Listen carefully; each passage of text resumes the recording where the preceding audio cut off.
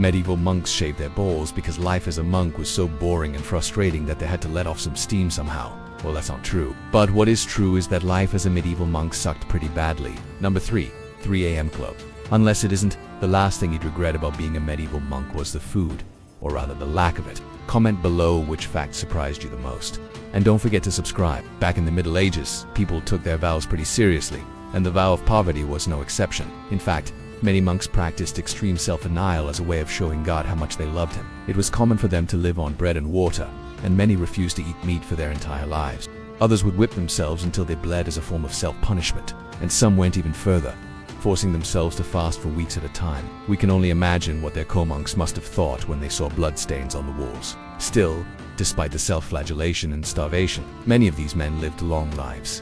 Which brings up an important question: what did they eat? Considering most of their diet consisted of bread and water, we're guessing they ate a lot of it. Just like modern-day monks, medieval monks woke up in the middle of the night for their prayers, and they needed something to keep their stomachs from growling.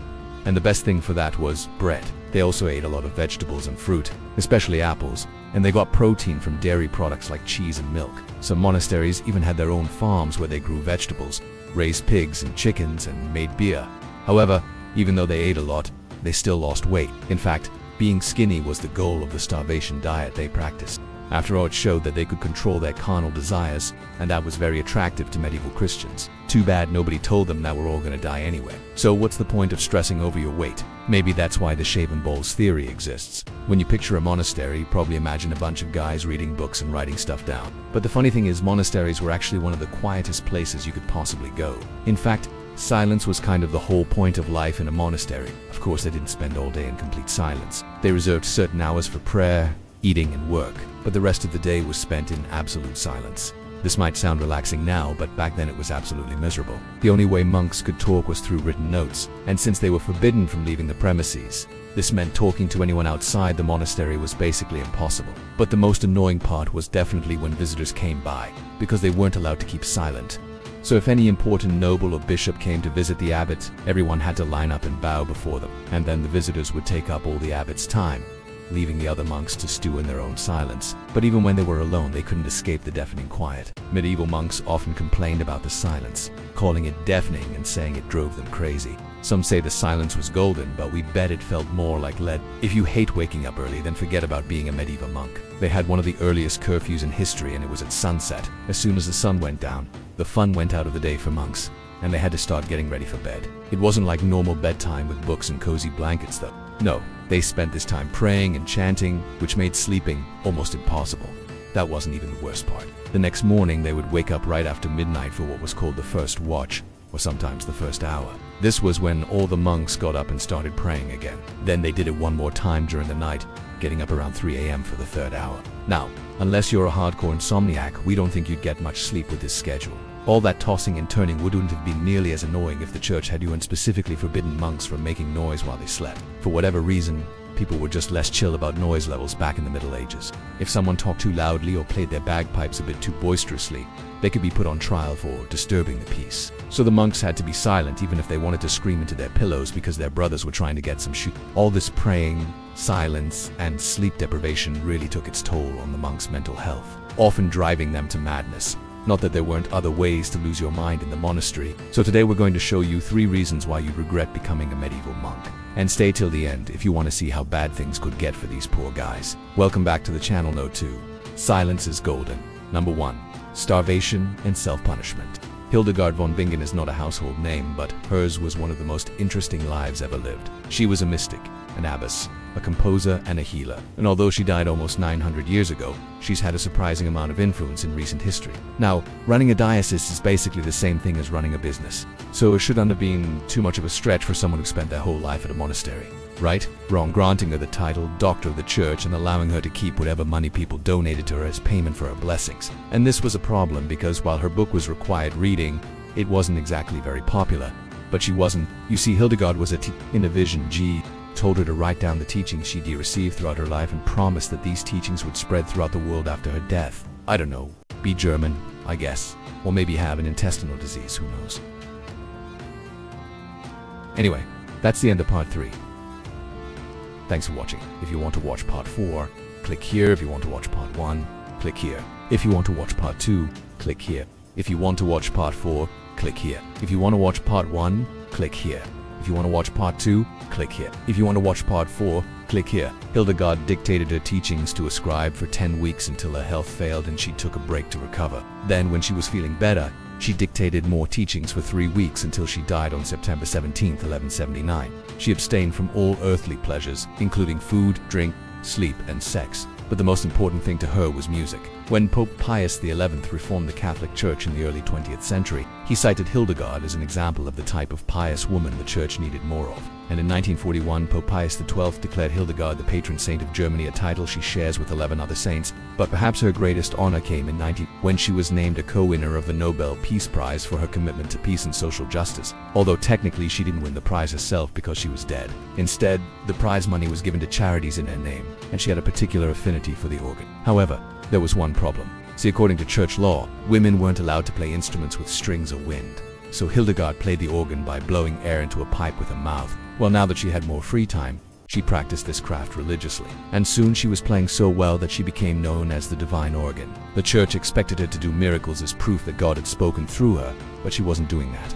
And after 20 years of being a bus, Pope Eugene III decided that she needed to be replaced. He found a new abbess for the monastery and appointed Hildegard as its treasurer. Basically a demotion, but with more money. So now that Hildegard was famous, wealthy, powerful, and blessed by God himself, she should have been happy. Right, well, she was, but also miserable. I think it's safe to say that she was pretty good for the next 14 years. Hildegard ran the treasury and played the organ until 1179 when she got sick and went to see a doctor. He diagnosed her with a rare intestinal disease and predicted that she would live longer than 3 months. So naturally, she did what anyone who had just been demoted and was dying of a rare intestinal disease would do. She wrote a book about everything she learned during her life. Bishop complained that Hildegard couldn't even read or write, so he brought in a tutor to teach her the basics. And then after 2 years of tutoring, he sent her to another monastery for further education. There she learned Latin, Gregorian chant, and how to properly serve as an administrator. And after 3 years of study, she returned to her original monastery as the new abbot. Hildegard was born in 1098 to a noble family in Germany. And when she was 8 years old, she was sent to a Benedictine monastery for a high Coadi education, which at the time was really only available to boys. The plan was that after her education, she would marry a local lord. But Hildegard had other ideas. At age 14, she experienced what she called a divine call, a vision of Jesus who told her to devote her life to God. She tried to resist this call, but it kept coming back. So eventually she gave in and asked the abbot if she could join the monastery as a nun. But he didn't want to admit a girl that young and instead kept her there as an unpaid servant for 3 years until she turned 18. Then finally she was allowed to join the monastery, taking the name Hype. But just 2 years later, the abbot died and the bishop of the region asked Hildegard to come help him run the diocese. It seemed like Hildegard was well on her way to becoming a very successful church administrator. But while she was studying, she started having these mysterious visions. They were so intense and frequent that she was literally blinded for up to 2 weeks at a time. Worried that she was going insane, she confided in a monk named Vol, who dutifully recorded every single one of her mystical experiences. Some of these experiences included what she called luminous knowledge, where she would suddenly know things without being taught. This included medical knowledge, which she put to use healing the sick in her monastery. It also included musical knowledge, which she used to compose 77 chants, many of which are still sung today. And finally, it included theological knowledge, which she used to write a book about reforming the church. In fact, her book was so popular that it was required reading for every new monk or nun joining the church, and it made her something of a celebrity around Germany. People would travel from all over the country to visit her monastery and receive her blessing. In 1151, Pope Eugene III formally recognized Hildegard as a saint. See, despite the fact that she was considered a saint, that is to say, she never performed any miracles, you'd think that Hildegard would have been devastated by this. And when you consider the fact that Hildegard was 63 years old and essentially invented mouth harmonica, now usually writing a book takes a lot of energy and focus, but in this case, it was sort of written for her. Despite her relatively obscure life, she has had a surprisingly large impact on history. So what's the moral of this story? What if I told you there's a secret second layer hiding beneath these ancient manuscripts? What if I also told you that one of these books took over 30 years to make? You might be surprised to learn that some manuscripts only took a few weeks to create, but others were worked on for decades. For example, the Book of Kells, which contains the 4 Gospels of the New Testament, is believed to have been created over a period of 100 years, from around 550 to 650 AD. But it's believed that a team of scribes and illuminators worked on it for several years. The book is named after the town of Douro in County Offaly, Ireland, where it was discovered in 1627. It is now housed in the National Library of Ireland. and is considered one of the most important illuminated manuscripts in the world. The incredible amount of time required to produce such detailed artwork on every page is truly astounding. Legend has it that he brought the book with him when he traveled to Iona Island in the 6th century. This manuscript is particularly fascinating because it predates the Book of Kells by several decades. Like the Book of Kells, the Book of Duro was created by monks, but it was completed in just 2 years. From the intricate designs of the Book of Kells to the dramatic illustrations in the Book of Duro. These illuminated manuscripts are a testament to the skill and artistry of the monks who created them. Whether you're a history buff, an art enthusiast, or simply someone who appreciates the beauty of these ancient works, I hope you enjoyed learning more about them. Don't forget to stay tuned for more videos, and I'll see you next time. Until then, keep creating and never stop learning, making it a relatively quick project compared to some of the other manuscripts we've discussed. Despite its shorter production time, the Book of Duro is considered to be one of the finest examples of insular art.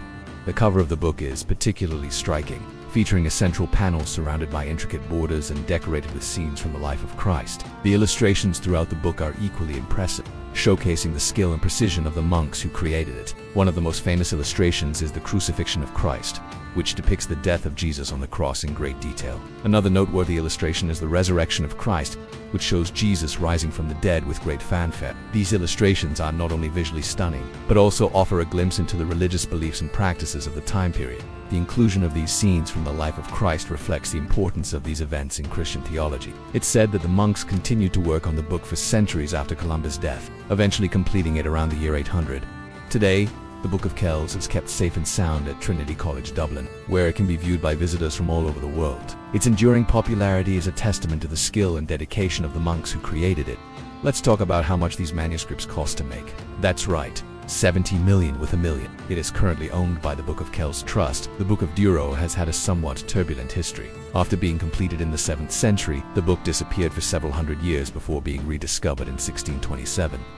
It was stolen from a church in County Offaly, Ireland, and eventually made its way to the British Library, where it is now housed. It is considered a national treasure of Ireland and has been designated as such by the Irish government. It is widely regarded as the most famous and important illuminated manuscript to have survived from Ireland during the medieval period.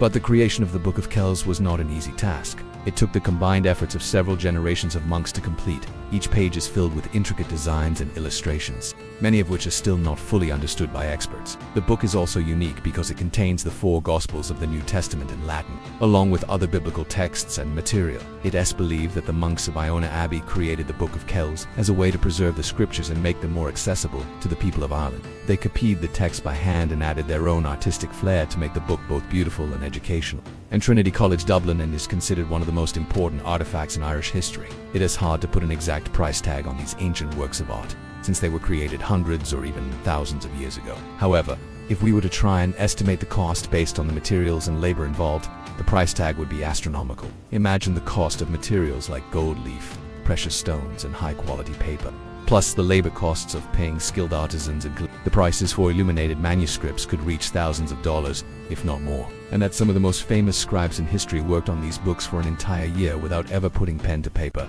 That's right, the making of these illuminated manuscripts was a highly specialized craft, and it was not always who you think. Let's dive into the secrets behind these amazing works of art. First up, we have to talk about how long it took to create these masterpieces. But the real question is, who actually made these beautiful works of art? Contrary to popular belief, monks weren't the only ones creating illuminated manuscripts. In fact, most of them weren't even monks. These manuscripts were created by scribes, artists, and illuminators, all working together to produce these incredible works of art. Scribes were responsible for copying the text, usually in Latin, while the illuminators would add the beautiful pictures and decorations to the pages. This was a highly skilled job that required years of training and experience. They would use expensive materials such as silver and gold leaf to make their artwork really stand out. Often scribes and illuminators were not monks at all, but rather volunteers or paid professionals.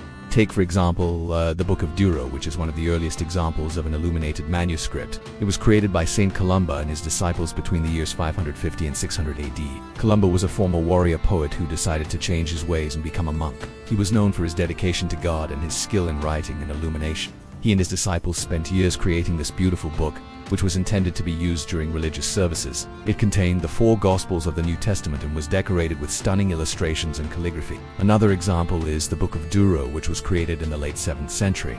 It's unclear who exactly created this masterpiece. Moving on to our next point. For instance, the Book of Kells was created around the year 800 and is now valued at over $70 million. Speaking of the Book of Kells, let's take a closer look at this fascinating manuscript. Another interesting fact about the Book of Kells is its connection to St. Columba. Now let's turn our attention to the Book of despite its beauty and historical significance. So there you have it, folks. This is the Abbot's Hall, also known as the refectory, and it was here that the monks ate their meals. But despite what you might think, there would always be bread, which was provided free of charge to every single monk present. A typical breakfast might have consisted of bread and ale, but some wealthier monks may have opted instead for bread and wine or even milk. In reality, there would have been enough variety in their diet to keep things interesting, as they needed to cater for up to 250 monks at a time. The same couldn't be said for the lower-ranking ones. They were expected to get their hands dirty working in the fields or the kitchen, and they were given the simplest of rooms. However, they, too, got to enjoy a hot meal in the Abbot's Hall. The pairing of nuts and seeds with medieval meals was actually quite common.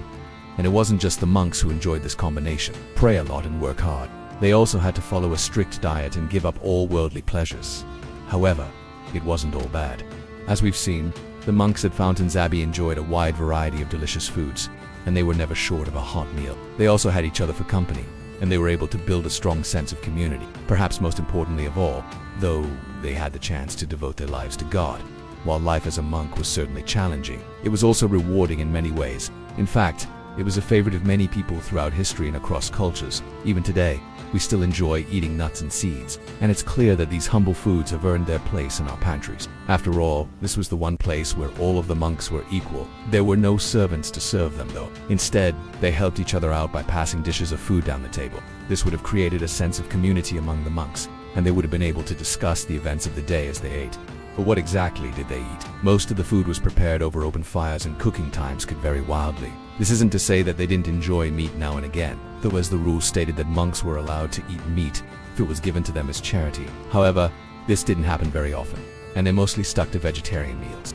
This was partly because of the emphasis placed on living a pure life, but it was also because meat was expensive. On top of this, monks weren't supposed to waste anything, and meat would have spoiled quickly, so it made more sense to stick to vegetables. Luckily for the monks, though, vegetables were plentiful in the gardens around the abbey, and there was always enough to go around. This meant that they never went hungry and they were able to enjoy a wide variety of dishes. For example, a pot of soup might only take half an hour to cook, but a joint of meat could take several hours. The monks also enjoyed eating nuts and seeds, and they would have been a staple of many of their meals. However, these weren't just eaten as snacks. Instead, they were often used in cooking to add flavor and texture to dishes. While nuts and seeds might seem like an odd choice of accompaniment for a medieval meal, they were actually quite popular during this time period.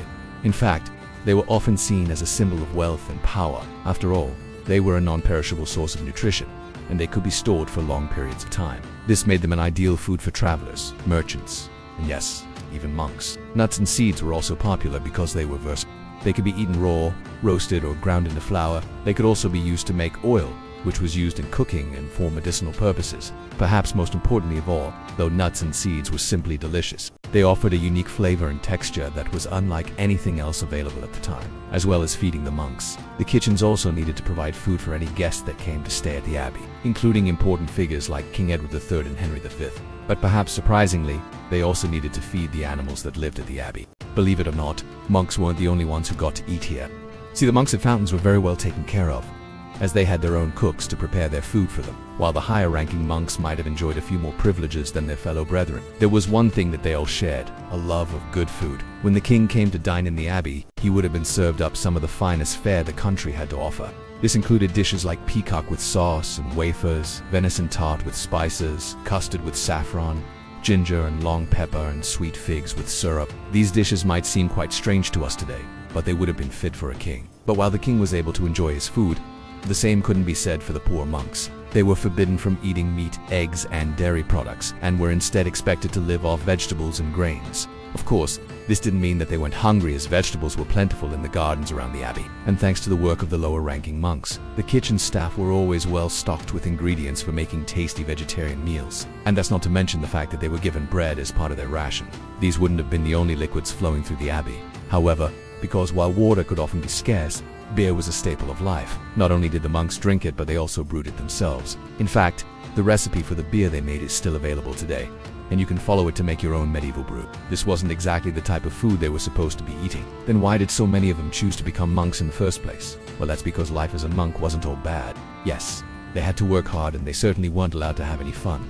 But there were plenty of perks to the job. If you were one of the higher-ranking monks, then you might have enjoyed the luxury of having your own personal chamber, complete with a four-poster bed and a writing desk. Some of the lower-ranking monks, however, would have slept in dormitories with several others and would have done most of their work out in the fields as laborers. All of the monks, though, would have had access to the refectory, where they could enjoy a hot meal in the company of their fellow brethren. You see, these days the only people who get to dine in the abbotess hall are those who pay for tickets. But back in the 14th century, it was reserved for the monks of the nearby monastery. But while we may not know exactly what was served up here all those years ago, we can take a look at the menu and get an idea of what these monks might have been tucking into. The guest hall would have been filled with long tables laden with food, and although the main courses would have changed with the seasons, but if the monks were partaking in such worldly pleasures, but while we imagine that life as a monk would have been rather simple, the kitchens of a large monastery like fountains would have been busy places indeed. But while the higher-ranking monks enjoyed the finer things in life, well, as we mentioned earlier, meat was off the menu, and that meant that the monks had to get their protein from other sources. Some of these were simple, such as bread, cheese, and fruit, while others were more elaborate, such as pies and tarts. So while it might seem odd to us today, while it might seem like life as a monk was pretty cushy, the truth was that it was hard work. They had to get up early,